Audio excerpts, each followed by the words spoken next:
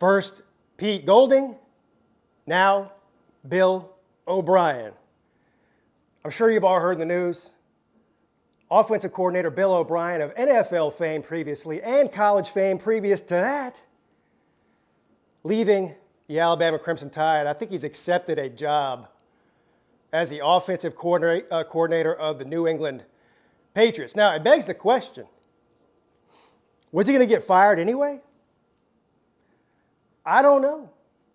And the reason I say that is because you feel like that if Coach Saban was going to make a change at offensive coordinator, he would have done it by now. I mean, it's an arms race at the end of every offseason to go out and get the top coordinators if you know or you think you know that you're going to make a change at that position. The reason we saw Golding fired sooner. You know, I guess we'll never really know what happened here behind the scenes. Could have easily been a situation where a few weeks ago, Saban tells Obrien, look, man, you might want to start looking for another job because I'm going to let you go. But again, that seems like a weird thing to do. As soon as you know you're going to make a firing, you need to just go ahead and do it. That gives you more time to find somebody. If this had happened 2 weeks ago, maybe, just maybe, Alabama would have been courting a guy that I know very well, Garrett Riley.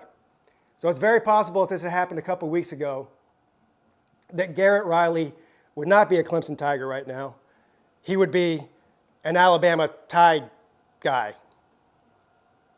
But again, we'll never know.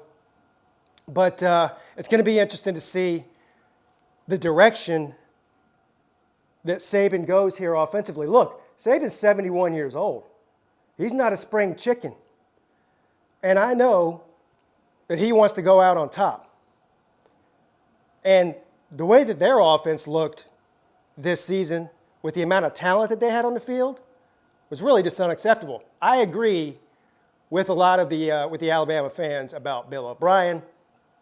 Sort of similar situation as Streeter and before that, Elliott. Now, there's not going to be any shortage of coaching candidates for Saban to go after. I mean, let's face it. Alabama, best program over the past 15 years, right? Now you're starting to see Georgia creep up there. Right now, Georgia's definitely the best program in college football. But I'm looking at a bigger sample size here. You could put Georgia in there now. Before that, it was Alabama and Clemson for the past 12 years. There's a lot of similarities between Alabama and Clemson over the past 10 to 12 years. Not over history. I don't even want to hear anybody type about this guy talk about comparing Clemson to Alabama. No, I'm not. What I am doing, though, is comparing Clemson and Alabama over the past 10 to 12 years, and particularly in the playoff era. And anyway, both schools are looking around at the rest of the country. I have no doubt. Did you see Saban's face at the national championship game? This guy's looking around going, yeah, we got to make some changes, which is why Golding got fired. But him and Sweeney both, they're looking around in the postseason and the playoffs in particular going, yeah, we got problems. We got problems offensively. This is just unacceptable. Which is why it was so shocking to me as a Clemson guy to see Sweeney pull the trigger and fire a guy who he has basically been mentoring for the past 7 years. I was out here, my assumption was that Streeter was going to be there for a while, as long as he wanted to be, or as long as until he got another job offer to be maybe a head coach somewhere or something like that. I mean, there's not many jobs in the country other than a head coaching job as a coordinator that's a better job right now than a place like Clemson, or definitely a place like Alabama. But there's not going to be any shortage of candidates that want to coach at Alabama. So Saban and Alabama as a whole are in a unique situation just as a program where they can go out and pretty much get pretty much anybody they want. You know, it's a career builder. Just look around the country. Look at all the coaches that come from the Saban coaching tree who went on to get big-time Power 5 head coaching jobs and done well most of them or some of them. In particular, your boy Kirby Smart at Georgia coming off back-to-back national championships. So, but there might be some people out there that maybe don't want to work for Saban. Maybe it's not the most desirable job for them. I don't know. But it's going to be interesting to see where Saban goes. And I feel like he's going to go a similar type of route that Sweeney did with getting Garrett Riley. He's going to look for that kind of offensive mind. Somebody who thinks outside the box. Somebody who can get the most out of their talent. Because that's what the issue is here at Alabama and Clemson. On different levels, I'm not saying, look, Clemson's offense way worse than Alabama's over the past 2 years, so I'm not making that comparison. But if look at the big picture. And the big picture is that Clemson is loaded. Alabama's loaded. And they're out here getting outperformed by a 3-star football program offensively. And that's what TCU is. And look, I've said this before.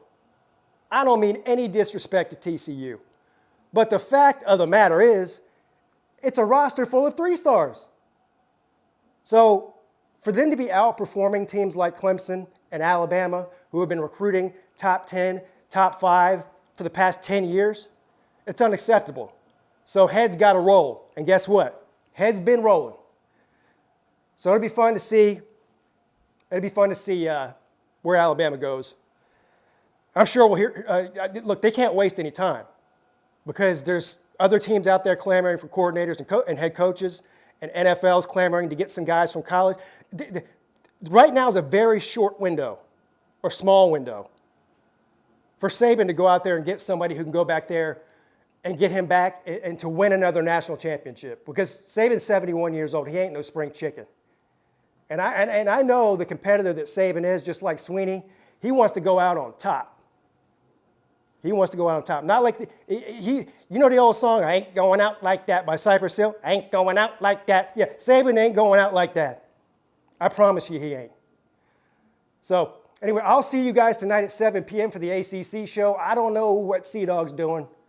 I don't know if he's still in the woods roasting marshmallows, hiding from Georgia Fair. I don't know what he's doing. But either way, the show must go on. So I will be there. See y'all later. Your boy checking out.